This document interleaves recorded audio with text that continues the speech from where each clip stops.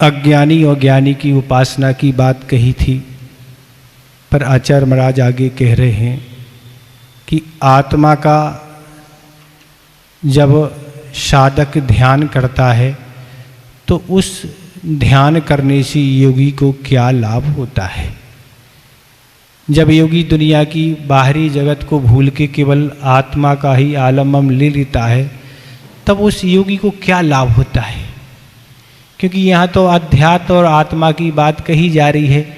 महाराज हम आलम्बन लेते रहें, लगे रहें से में, वो मिलना जुलना कुछ है नहीं। तो हम तो महाराज संसारी प्राणी लोभी है ना। तो आचार्य महाराज बता रहे हैं कि हम तो तुम्हारा हमेशा हमेशा के लोभ छोड़ा देंगे। उसके लिए 24 नंबर श्लोक आ रहा है, इसका उच्चारण करें। परिषहाद परिषहाद विज्ञाना विज्ञाना परिषहाद विज्ञाना दासवर्ष निरोधिनी निरोधिनी दासवर्ष निरोधिनी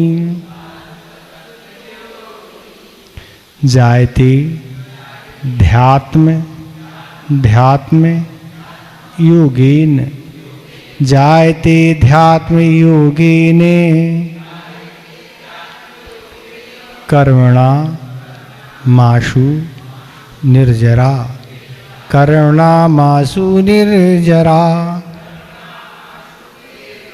परिषहाद विज्ञाना दासवर्ष निरोधिनी जायते ध्यात योगेन कर्मणा माशु निर्जरा।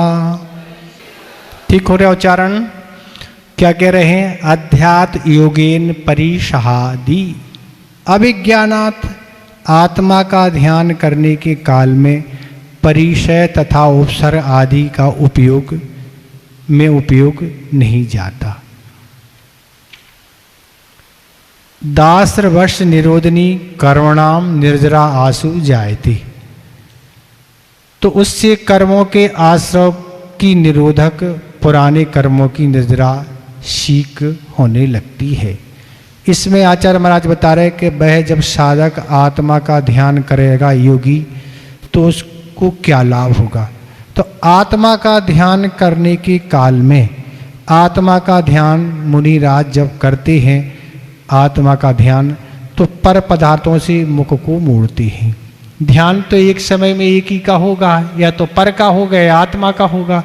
तो ये कह रहे पर पदार्थ से मुख मोड़ के जब अपनी आत्मा का ध्यान करते हैं तो ध्यान करने के काल में कोई परिचय हो रहा है, कोई उपसर्ग हो रहा है, उसमें उपयोग नहीं जाता। महाराज ऐसी कैसी संभव है परिचय हो उपसर्ग हो और पता नहीं लगे, तो उसी को ही ये निर्जरा होगी। परिचय का कोई ज्ञान नहीं। क्या हो गया? भूख लग रही है, भूख का कोई आवास नहीं होगा, भूख का कोई नहीं। ध्यान में आत्मा के ध्यान के काल में आत्मा का बस ध्यान कर रहे हैं, अब कोई परिचय नहीं, भोजन की ओर कोई दृष्टि नहीं, प्यास की ओर कोई इच्छा नहीं। ठंडी पड़ रही है तो भी ठंडी का कोई आवास नहीं। उसी को परिचय विजय कहा है। अगर हमारी उसको अनुभूति हो रही है, हम प्रतिकार का भाव कर रहे हैं कोई भी परिचय अवसर को, तो वो परिचय विजय नहीं माने जाए, तब तो ये होगा काम। तो ठंडी की ओर कोई नहीं, खुले मैदान में बैठी, बताओ आप सर्दियों के दिन में, गर्मी के दिनों में तो धूप में बैठती है ना, पर सर्दियों के दिनों में खुले मैदान में क्या होगी? तो ऐसी और गर्मी के दिन में कहाँ? पहाड़ पे बैठी है। आचार्य महाराज का भी एक संस्मरण पढ़ा कि संस्मरण पूरा नहीं सुनाएंगे, अभी तो थोड़ा ही सा सुना दे रहे कि एक बताना तो ने किसी को कुछ है नहीं। एक व्यक्ति कुंडलपुर में ढूंढते ढूंढते पहुंचे आचार्य महाराज को, चलो उनके दर्शन कर लें। पहुंचे और गर्मी के दिनों में पहाड़ पर सूरज की मुख तरफ किए हुए ध्यान कर रहे हैं। कहाँ बैठे? गर्मियों के दिनों में, और सूरज की ओर मुख किए हैं और ध्यान में बैठे हैं। ऐसे उनके संस्मरण हैं। बताना तो उन्हें कोई चर्चा है, किसी से पूछना भी नहीं और बाद में नहीं बताना कि हम आज क्या है, अपन लोगों की क्या स्थिति है। करते कम हैं, बताते ज़्यादा हैं, और वो करते सब कुछ हैं, बताते कुछ नहीं हैं। तो आचार्य महाराज कहते थे कि अपनी साधना, नियम, संयम जो कुछ है, तप आदि अगर हम बताते हैं दूसरे को, प्रशंसा हो जाए हमारी, तो उससे क्या होती है? निर्जरा कम हो जाती है। बताने से, बताने की कोई बात ही नहीं। अगर इस दृष्टिकोण से बताएं कि सामने वाला शिक्षा लेके वो भी करने लगे तो कोई बात नहीं, पर हमारी दुनिया में प्रशंसा होगी, इससे आचार्य महाराज कहते क्या होता है? उसका प्रभाव कम हो जाता। तो ये कह रहे हैं कि पहाड़ पर बैठे हैं, वृक्ष के सूखे पत्ते उनके नीचे बैठे हैं और मच्छर भी काट रहे हैं। अभी एक संस्मरण और पढ़ने मिला, संस्मरण बहुत सारे हैं, पर एक कैसा संस्मरण मिला कि एक व्यक्ति आचार्य महाराज के दर्शन करने गए, शाम का समय था, रात्रि हो गई थी, और उनने दूर से देखा कोई कुछ लग रहा है, कोई जाली वगैरह सी डली है, ऐसा लग रहा। दूर से देखा और पास जाके देखा कि आचार्य महाराज बैठे हैं और जाली की तरह पूरे शरीर में मच्छर भिदे हुए, पूरे शरीर में, पूरा शरीर जाली की तरह बन गया मच्छरों ने, इतनी ज़्यादा मच्छर। पर बस वो ही बैठे, बस कुछ नहीं, मूर्ति बद बैठे हैं, कोई कुछ नहीं, और अपना काम चल रहा है। तब उनने जाके फिर उन मच्छरों को हटाया और तत्संबंधी जो भी व्यवस्था की हो। पर वो तो अपने टच से मच नहीं, बिल्कुल ऐसा लग रहा है जैसे कोई व्यक्ति बैठा है, उस पर काले कलर की नेट डली है, ऐसी स्थिति बनी थी। पर वो बैठे, बस ऐसी बैठे, कुछ नहीं। तो ये कह रहे हैं कि इस तरह आत्मा का ध्यान करने के काल में परिचय का कोई नहीं, आक्रोश परसय भी नहीं, कोई निंदा कर रहा है, असभ वचन बोला, ऐसा कोई नहीं। सत्कार, कोई हम ध्यान में बैठे हैं तो लोग हमारी पूजा प्रशंसा कर रहे, ये भी कोई नहीं। और अज्ञान, यह मूर्ख है, कुछ नहीं आता, ये भी लोग वचन कह रहे हैं, पर नहीं। और इस तरह कह रहे हैं आत्मा का ध्यान करने के काल में परिचय का कोई नहीं, सुख दुख का कोई संवेदन नहीं, केवल क्षमता है। तब धीरे धीरे ऐसी साधना करने के बाद, उस शरीर से भेद विज्ञान होने के बाद ही क्या होता है? केवल ज्ञान की प्राप्ति होती। कोई सामान्य चीज नहीं है। आज तक अपन सब इस संसार का अभाव नहीं कर पाए। क्यों नहीं कर पाए? और अपने रहते रहते अनंतों आत्माओं ने इस संसार से मुक्ति प्राप्त कर ली, पर अपना नंबर उनमें नहीं आया। क्यों नहीं आया? अपन शरीर की सुरक्षा में लगे हुए हैं, विषयों के भोगों में लगे हैं, कषायों में लगे हैं, पापों में लगे हैं, अन्य कार्यों में उत्साह आ रहा। पर यहाँ क्या कह रहे हैं? ऐसे मुनिराज, अब वही पांडव लड़ने भिड़ने वाले, देखो एक बात भी सहन नहीं होती थी, पर गरम गरम आभूषण पहना दिए हो, बस क्या, कुछ नहीं। बताओ आप, त्रियंच भी कर देते हैं और देव भी करते हैं। नारकी तो आ नहीं पाते यहाँ करने के लिए, वो तो वहीं करते हैं जो कुछ उन्हें करना है, नहीं आती। और प्रकृति जन्य भी उपसर्ग होते हैं। नदी पर महाराज ध्यान कर रहे और नदी में बाढ़ आई, बह गए। और भी अग्नि आदि, ऐसे तो ये कह रहे हैं ये उपसर्ग भी और परिचय, इनका क्या हो रहा? कोई भान नहीं हो रहा। ऐसे बिल्कुल जड़वत बैठ गए। उपल खाज खुजावते, जैसे छेड़ाला में आया था कि भाई हिरन ये समझ रहा है कोई पत्थर है तो उससे खाज खुजा रहा है, और ये जड़वत बैठे हुए। तो ये कह रहे हैं आत्मा का ध्यान करने ऐसे उपसर्ग का उपयोग ही नहीं जाता। ये नहीं समझ में आता है कि उपसर्ग है कि परिचय है, क्या है, बैठ गए। तो आचार्य महाराज ने कहा था एक बार इष्टोपदेश पढ़ाते समय कि मोक्ष मार्ग ऐसा नहीं है कि चलने के लिए फूल बिछे हों, उस पर चलना हो, पंखा लगा हो, कूलर लगा हो, एसी लगा हो, उसकी अच्छी आनंद ठंडी ठंडी हवा में रहना हो, ऐसा नहीं है। यहाँ तो कंकर भी है, पत्थर भी है, जमीन भी ऊंची नीची है, उस पर चलना है। चलने में भी परिचय है तो बैठने में भी परिचय है, तो सोने में भी परिचय है, तो आहार करने में भी परिचय है। एक दिन आप करके देख लो, इतने सारे खड़े कर दें आपके सामने, समझ में आ जाएगा क्या होगा। पर हम लोग अब व्यस्त हो जाते, अपन को कोई ऐसा समझ में नहीं आता। तुम्हें जो करना तो करो, हमें जो करना हम करें, क्या करना, वो तो रोज का काम है ना। ऐसा है, प्रतिकूलताएं हैं। एक कह रहा है ये चीज चलाओ, दूसरा कहता है नहीं लीनी वो उठवा दी है, आप क्या करें कि नहीं लीनी, बिल्कुल लीनी क्यों दे रहे तुम, नहीं उठवा दी। एक कह रहा दो, तो अब दोनों की अपन दोनों में समता रखना ना उस पर आक्रोश करना, ना जो कह रहा है चलाओ उस पर प्रसन्न होना। और आचार्य महाराज का यश नहीं मिला तो परिचय, अपनी प्रसिद्धि नहीं बढ़ रही है, तप आदि कर रहे हैं तो भी परिचय है, विद्वान हैं तो भी परिचय है, और प्रशंसा नहीं मिली, विद्वान हैं तो भी परिचय है, लोग अज्ञानी कहेंगे तो भी परिचय है, आक्रोश शब्द है। ये आचार्य महाराज कहते यहाँ तो पल पल में परिचय है, परिचयों में समता रखना है।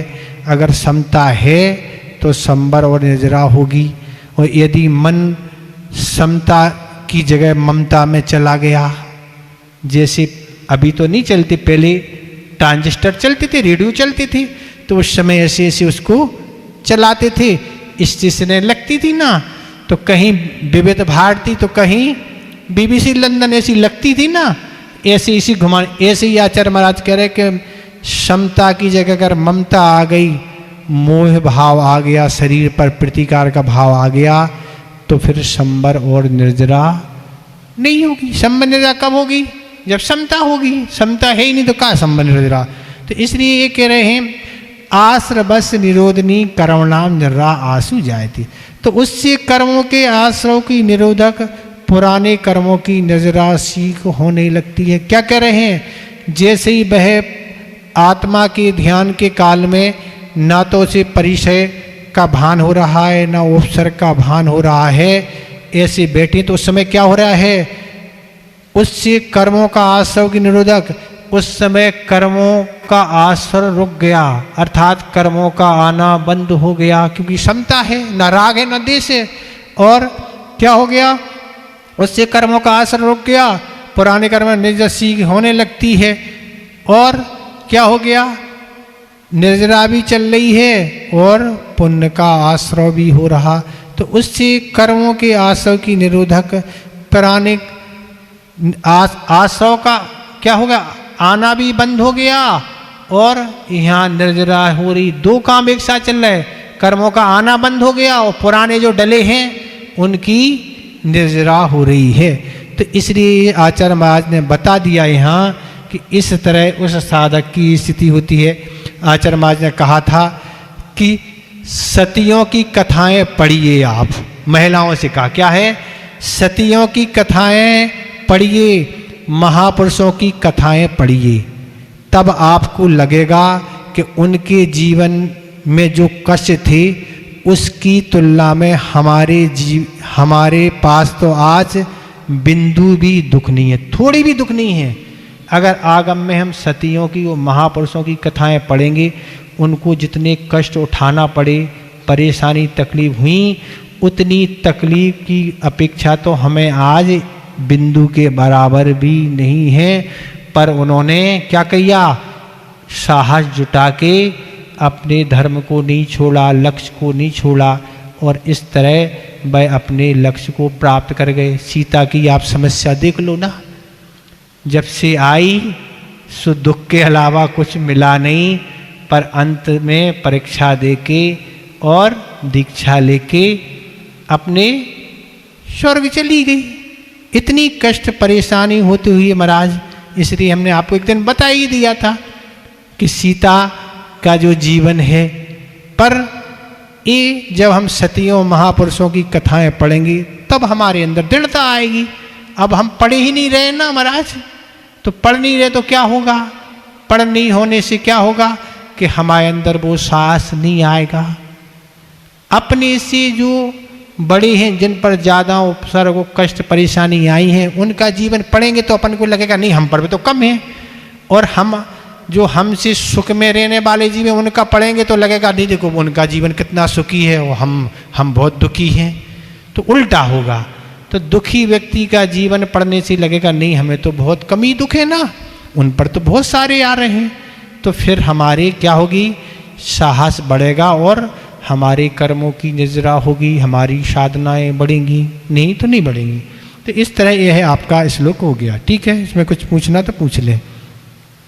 आपको ज़्यादा इसमें बताना नहीं है क्योंकि ये तो सब मुनियों का वर्णन है। आप कितना क्या कर सकते, मुख्य रूप से तो मुनियों का है, पर गृहस्थ भी कम नहीं है। सुदर्शन सेठ का कथानक आप पढ़िए, गृहस्थ होते हुए भी रानी के द्वारा क्या नहीं किया गया, पर वह अपनी उन्होंने सामयिक नहीं छोड़ी। प्रतिज्ञा थी मैं सुबह तक ऐसा रहूँगा, खड़ा रहूँगा, हमारा सब कुछ त्याग है, शरीर प्रज्ञा सब।